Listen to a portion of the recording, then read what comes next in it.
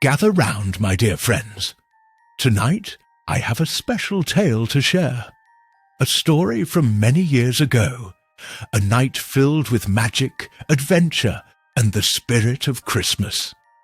It's about a boy who embarked on a journey to the North Pole aboard the Polar Express. Let me take you back to that enchanting Christmas Eve. On Christmas Eve, many years ago, I lay quietly in my bed.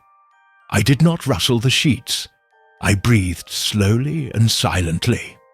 I was listening for a sound a friend had told me I'd never hear, the ringing bells of Santa's sleigh. "There is no Santa," my friend had insisted. But I knew he was wrong. Late that night I did hear sounds, though not of ringing bells. From outside came the sounds of hissing steam and squeaking metal. I looked through my window and saw a train standing perfectly still in front of my house. It was wrapped in an apron of steam. Snowflakes fell lightly around it. A guard stood at the open door of one of the cars. He took a large pocket watch from his jacket, then looked up at my window. I put on my slippers and dressing gown. I tiptoed downstairs and out of the door. "All aboard!" the guard cried out. I ran up to him. "Well," he said, "are you coming?" "Where?" I asked.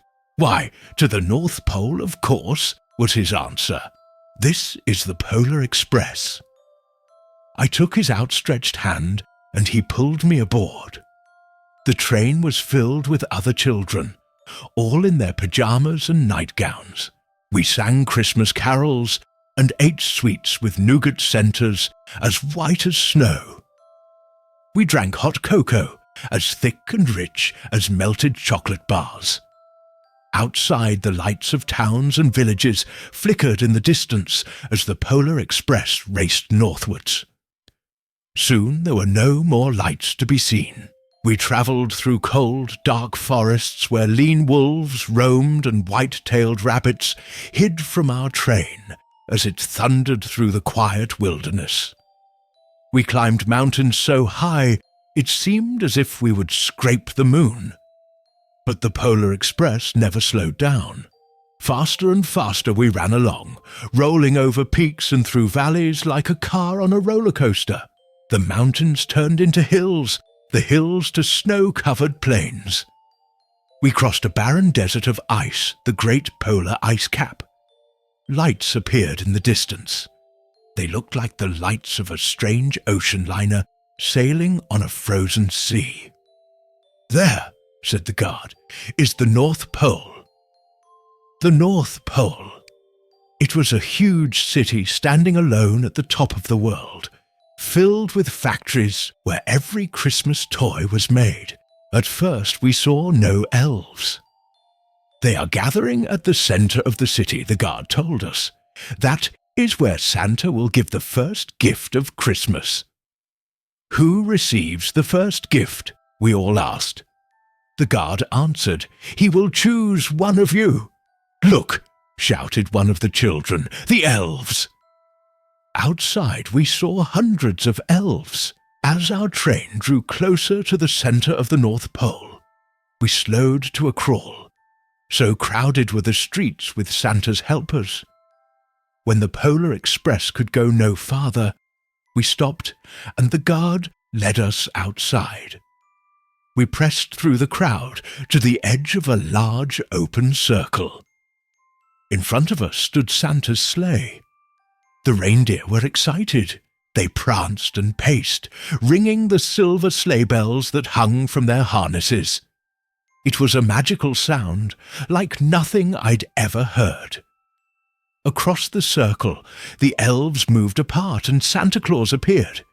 The elves cheered wildly. He marched over to us and, pointing to me, said, "Let's have this fellow here." He jumped into his sleigh. The guard helped me up. I sat on Santa's knee and he asked, "Now, what would you like for Christmas?" I knew that I could have any gift I could imagine.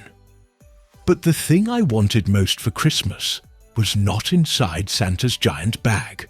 What I wanted more than anything was one silver bell from Santa's sleigh. When I asked, Santa smiled.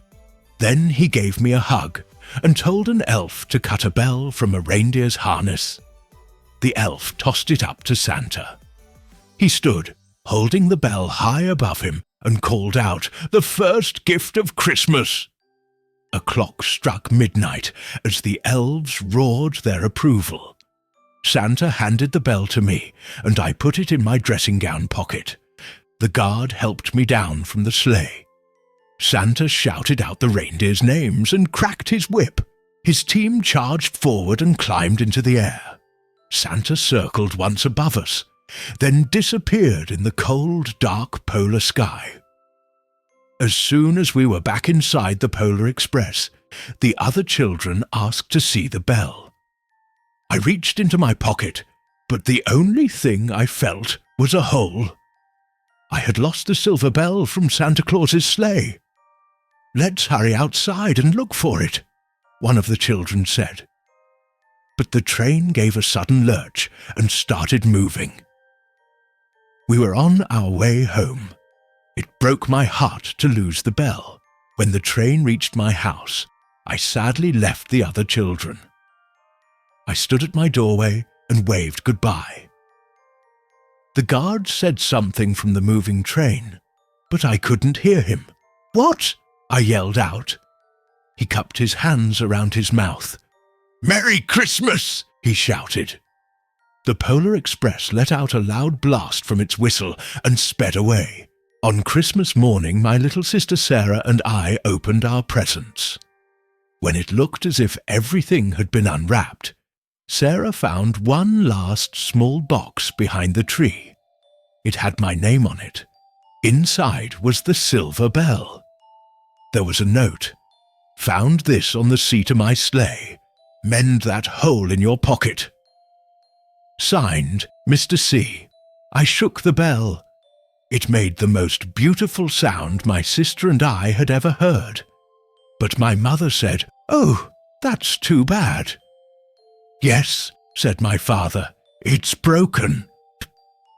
When I'd shaken the bell, my parents had not heard a sound.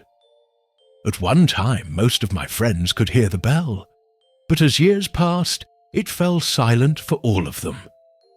Even Sarah found one Christmas that she could no longer hear its sweet sound. Though I've grown old, the bell still rings for me as it does for all who truly believe. So the main lesson taught in the Polar Express is don't let others judge you and believe in what you wish.